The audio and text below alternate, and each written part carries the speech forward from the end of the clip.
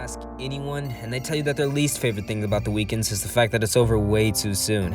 In my case, Mondays almost never seem to come fast enough. Weekends mean that I get to spend 2 whole days in the same household as Pitt, sitting around while he works on home renovations. Apartment cleanup time, as he calls it. I make it a priority to vacate the premises as soon as I can, else I'm shoved with mundane jobs unlike the crap that Falcon gives me at work. My ideas of days off are more adventurous, like the time I stumbled upon a litter of stray kittens in an alleyway. I'm not much of an animal person, but seeing them helpless, alone, kindled a spark of compassion in my heart. Just that one time, though. I took them in and nursed them back to health in less than a day, releasing them back into the city where they would likely get eaten up by a dog or run over by a car or something. It's a miserable life for everyone, but we all gotta take our punches while the punching is good. Not this weekend, though. Right now, it's almost 8 o'clock and I'm on my way to work. I wanted to come in early, but my stupid alarm still isn't working. Get that stupid thing fixed. Anyway, today becomes a day like many of the others past, where I wake up late, throw on some clothes, and barely have enough time to brush my teeth and eat something before I'm strutting up to Forside. I remind myself of my purpose on this day, and why this day, May 2nd, is so important to me. Today is the day I officially resign from Popstar Comics and get my old life back.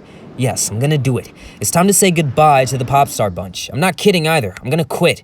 I don't even bother wearing my badge today. I'm just gonna walk in there, take my paycheck from last week, and walk out. No words, no exchange of any kind, just hello and goodbye.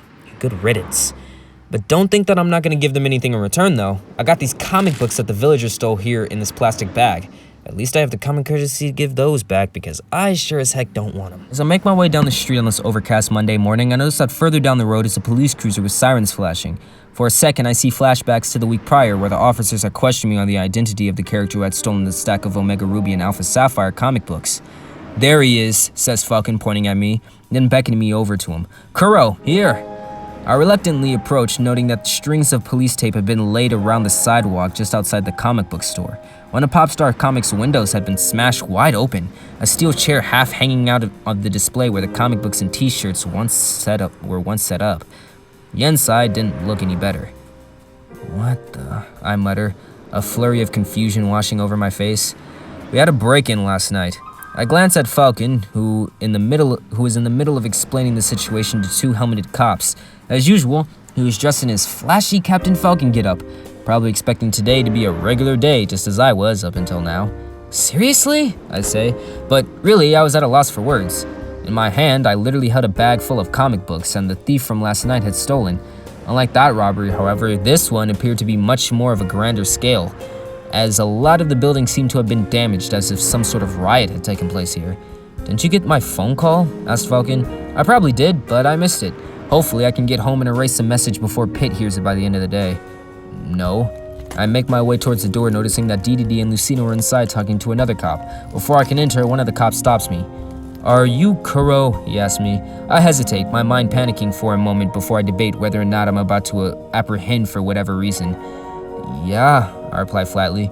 "He's one of the new guys," Falcon replies. "I see. We were just trying to tally up how many employees we got here. I hope you don't mind us asking you a few questions." The officer is writing something down on a pad, yet I steal a glance at the mess of the store's interior again. Unlike the window, the door of the building seems to be relatively intact, but I couldn't say the same for the merchandise in the store. DDD was probably fuming right now, or at the very least, crying. The other officers mention something else, but I barely hear it as I shove through the door. "Don't worry about him, he's always like this," I hear Falcon say behind my back. My footsteps bring with them a crinkling of broken glass, and apparently that's enough to tear the current attention in the room away from whatever crime scene and over to me. A tall woman wearing a large brown overcoat turns to face me. Her conversation with DDD and Lucina obviously derailed because of my sudden interruption.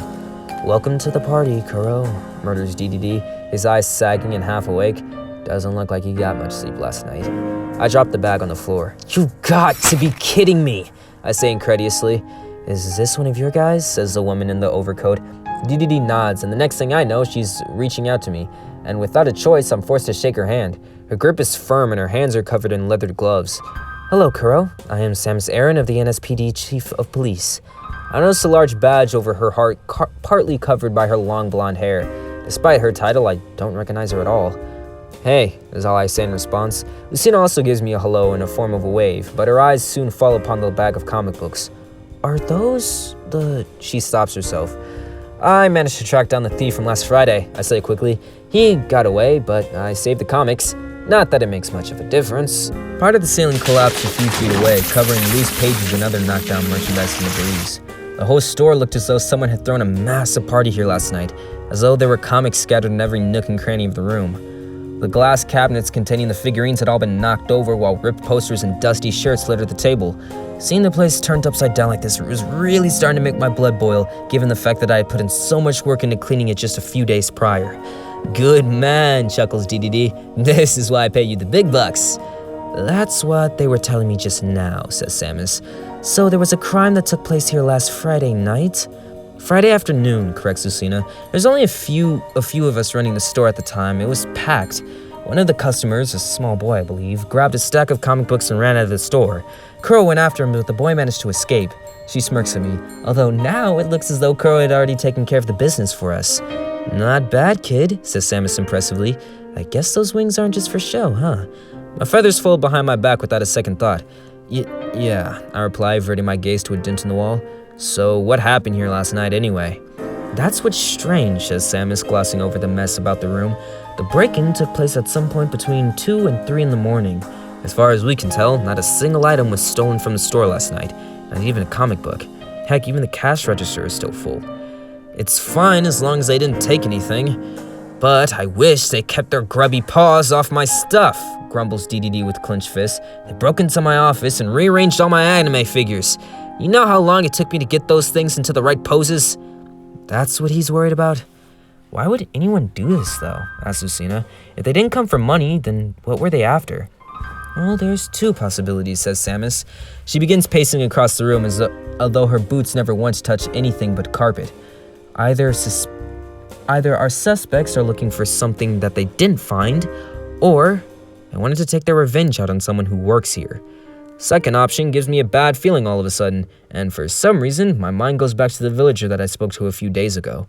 Revenge, blurts DDD. I knew it. The Gerudos would send someone after me. The Gerudos, mutters Lucina. Who are they? The Gerudos, repeats Samus with a burning scorn in her voice. They're a gang, probably the biggest one in the city. They started off small a few years ago by a man who used to work for Nintendo but was fired because his work was deemed too offensive for the general public. No one knows where they get their funding from, but normally they stay out of trouble unless they want something. It's hard to recognize them because of their sign, the 3 black triangles, that can only be seen on their backs. She hit the nail right on the head. And again, I can feel my wings folding to cover up my back completely. Regardless, my tattoo is always covered up by my shirt, but hearing it talked about in the open like this, it makes me feel uncomfortable. If you see anyone that you may suspect to be a member of the Gerudos, please report it to the police immediately, Samus affirms with Lucina, who quickly nods her head in response. But I don't know him anything, though, cries DDD. I haven't even seen him in over 4 years. Well, I can assure you that the Gerudos are not the ones behind this crime, Samus says strongly. What, really? She reaches into the bowels of her overcoat, retrieving a large plastic bag from its depths. This bag contains what appears to be a paper mask with a cartoonish face drawn on it. This was found at the scene of the crime this morning, says Samus. It belongs to a member of the Malicious Intent Initiative. Well, there's certainly no subtlety in that name. According to Samus, the Malicious Intent Initiative, otherwise known as Me, is a new gang of thugs in town. Although these guys are lowlives compared to the Gerudos, they're just a bunch of wannabe tough guys who go around vandalizing private property and beating up people on the street. Their leader is anonymous, but their purpose is obvious to anyone who bothers to learn what the meaning behind that acronym. Destruction is their reward, and they'll do whatever it takes to make anyone's day a miserable one. I guess Popstar just happened to be this week's unlucky pick. Creepy mask, says Lucina, and I completely agree with her. The mask is oval-shaped, round enough to cover up a face, but sharp enough to grip just below the chin. It comes complete with a black patch of hair and spikes that are all directions, with 2 dots for a pair of eyes. The nose is large, square, and sits right above the claw mustache, all packaged together with a toothy grin, scarce of any innocence. Reminds me of my cousin, mutters DDD. All members of Me are sworn to wear these masks at all times, although they have been known to leave them as their mark of some sorts. To them, crime is just a game, but it seems that they started to leak from the east end of town. We believe that they've been recruiting more and more members to their group every day for the past 2 months now. It's no wonder that I haven't heard of these guys before then. The Grudos used to rule these streets, but I guess the lack of Kuro lately has caused other groups to expand their territory. I suspect that it's only a matter of time before these bozos become a real threat. But if I know the Grudos, they won't have any of that. Not while the Grinning Man is still in charge, anyway. Well, I don't have any beef with them, pouts DDD. You guys ought to put a stop to them before they ruin other people's stores. We've been tracking this group for the past month or so, replies Samus. Just keep an eye out for anyone wearing a mask. A member of me could be walking outside in broad daylight, but no one would ever know unless they had their masks on. She hides the bag in the back of her coat. You must understand that these guys are not mere street thugs, and do not be deceived by their harmless appearance, for they always travel in packs. Why, just last week we had a call from a woman who was nearly beaten to death in an alleyway, all because she just so happened to be walking alone at night. Oh my goodness, says Lucina incredulously. I doubt that they would have targeted this store as a second time, but I still don't see hurt to take extra precautions. Never be out after dark, especially if you're in Smashopolis' East End. And if you are, at the very least, be in an area where people can see you. That's one of the perks of hanging out around Station Square. It may be dark out when I go there, but at least I'm among the crowds. Don't worry, Chief, says DDD.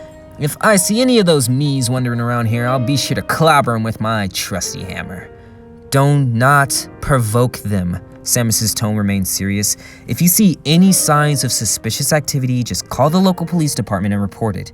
We have a whole unit dedicated to tracking down this group for 24 hours of the day. Well, if I see those me's, I'm definitely going to bust a few teeth in.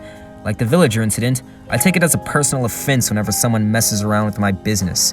Wonder if any of those thugs would recognize me. We'll be on the lookout, I say all of a sudden. There's a button under the counter that makes emergency calls automatically. Now that I think about it, I should have hit that button when the villager first struck last Friday. Look at that, chuckles DDD. Kuro taking the initiative as always. That's what I like to see, kid. If you keep this up, you might just get your own office. Like me! You know, now that I get a good look at you, you kind of seem familiar, Samus says to me. She takes a step towards me and narrows her eyes. I didn't just blow my cover now, did I? I get that a lot, I reply, cursing internally and stuttering like an idiot. I have an identical twin brother who delivers the mail around here. No, that's not it, she says, and her gaze analyzes me to the point where my wings fold into their defensive stance again. I start to get anxious, wondering if she has X-ray vision and can somehow see the Triforce tattoo on my back, or perhaps she's heard of me. Plenty of cops have, although very few of them have actually seen my face. I just feel as though we've met somewhere before. We have, but only once. At some point during my nightly run-ins on Station Square, I accidentally bumped into her when she was leading an investigation into one of the villager kids. I recognized her badge and I immediately fled as fast as I could, but that 1 second of our eyes meeting made all the difference. I don't know, I say with a shrug. Lucina said the same thing to me when we first met, so I guess I just have one of those faces. She still doesn't buy it. Chief Aaron, sorry to interrupt, comes a voice from the door. It's one of the other officers. Could you please step outside for a moment? Right away, Samus replies. Excuse me. She gives me one last glance before strutting past me and leaving the store. Dang, Kuro, chuckles DDD. You're pretty popular with the ladies, aren't you? I reply silently with a glare, but the fat penguin is just unfazed.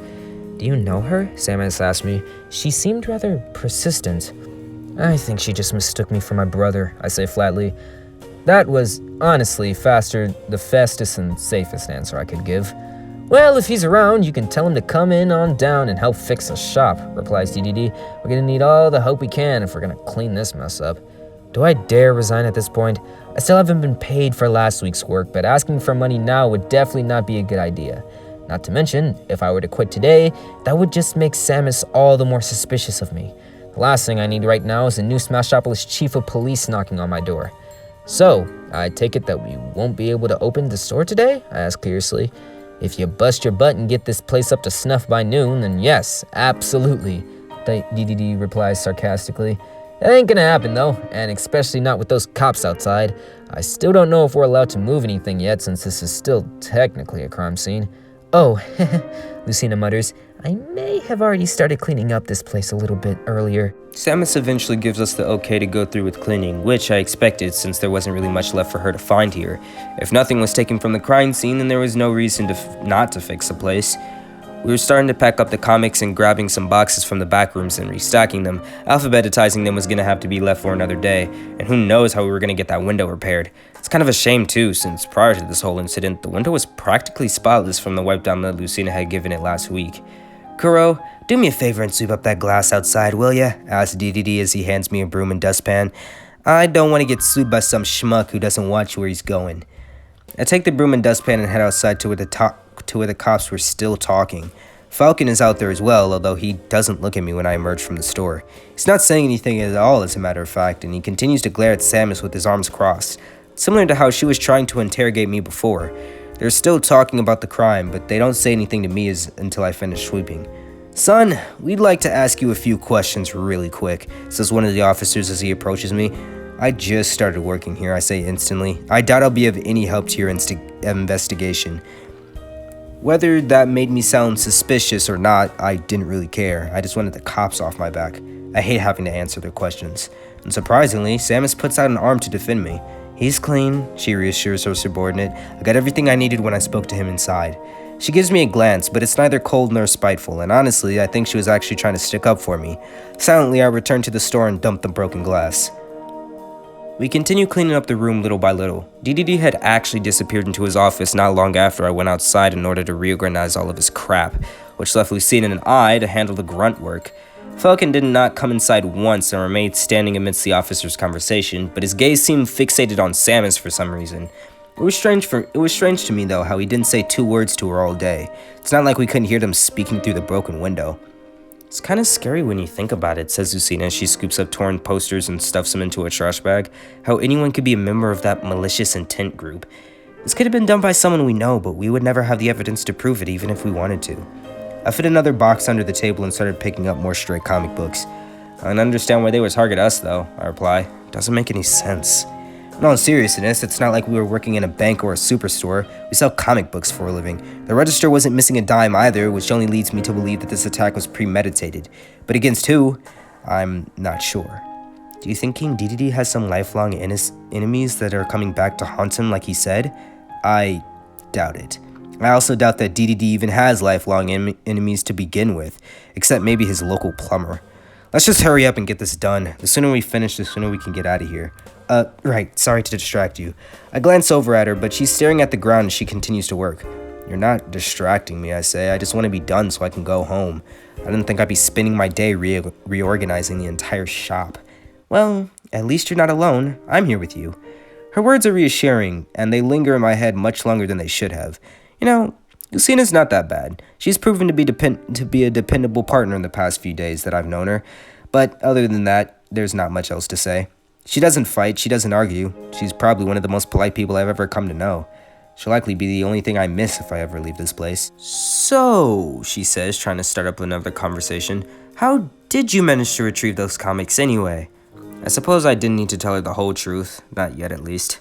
"I bumped into the thief on Friday night when I was at Station Square," I exclaim. "He recognized me and tried to make a break for it before dropping these comics. I really didn't have to do much since he did most of the work for me." "Oh. And here I thought you did something heroic like pin him to a wall and interrogate him or something," she replies. "Nah, that's not my style. At least it made me look good today though." She laughs, although it's surprising to me. Did I say something funny? "You can be so abrasive sometimes," she says. "I can't tell if you're a bad guy or a nice guy trying to play the bad guy." Good guys and bad guys, eh? Well, I already know where this one's going. Believe me when I say I am the bad guy, I say straightforwardly. Good guys are the ones that always win in the end. Not all the time. Have you ever read Ocarina of Time? You'll learn the whole story has 3 possible endings, one of which was the bad guy wins. Ocarina of what? It's a Zelda comic, she exclaims. I think you'd like it. It's got a lot of action. I notice that I'm holding an issue of Zelda in my hands as I pack away the comics. And the front cover depicts a young man in green clothing wielding a sword atop a cliff with a shining light coming from behind him. He looks like the stereotypical fantasy hero, but I'll admit the cover does look cool compared to half the other stuff you see in here. Maybe one of these days. Nah, stop. Comic books are for nerds, remember? I'll get around to it someday, I say, if I feel like it. There you go again, she says with another laugh. I didn't try to stop her this time. It wasn't exactly the Monday I was hoping for, but it was Monday nonetheless.